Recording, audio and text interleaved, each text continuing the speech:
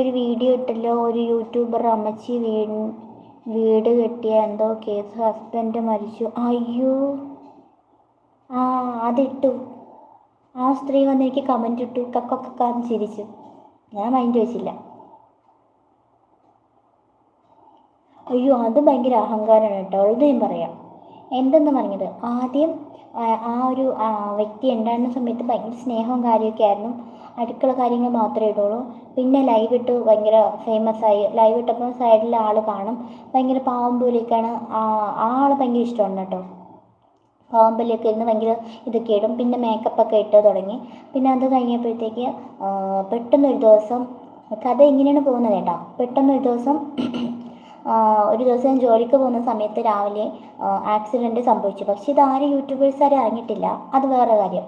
അതറിഞ്ഞിട്ടില്ല. അത് കഴിഞ്ഞ് കുറച്ച് കഴിഞ്ഞപ്പോഴത്തേക്ക് നോക്കിയപ്പോൾ ലൈവിൽ ഇവരിന്ന് കരയുകയും പിഴിക്കുകയൊക്കെ ചെയ്യുന്നു.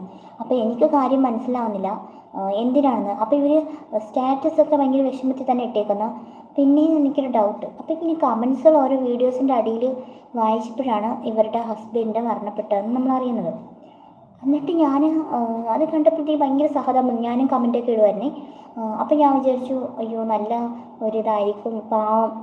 ഇത്രയും അവരുടെ ആ ഒരു മക്കൾ കോളേജിലൊക്കെ ആയെങ്കിലും ഒരാളില്ലാണ്ടാകുമ്പോൾ ഒരു ഭയങ്കര വിഷമമല്ലേ എന്ന് വിചാരിച്ചു. അത് കഴിഞ്ഞിട്ട് കുറച്ച് നാൾ കഴിഞ്ഞപ്പോഴത്തേക്ക് ആളൊരു കല്യാണം കഴിച്ചു. 3 മാസം ആയതുപോലും ഇല്ല. അപ്പോഴത്തേക്ക് കല്യാണം കഴിച്ചു. അത് ഒരു അമ്പലത്തിൽ പോയി കല്യാണം കഴിക്കാൻ വേണ്ടി റൂമൊക്കെ എടുത്തു. അങ്ങനെ പിന്നെ കല്യാണമൊക്കെ കഴിഞ്ഞു. അതിനും ഭയങ്കര ഇതൊക്കെ കൊടുത്തിട്ട്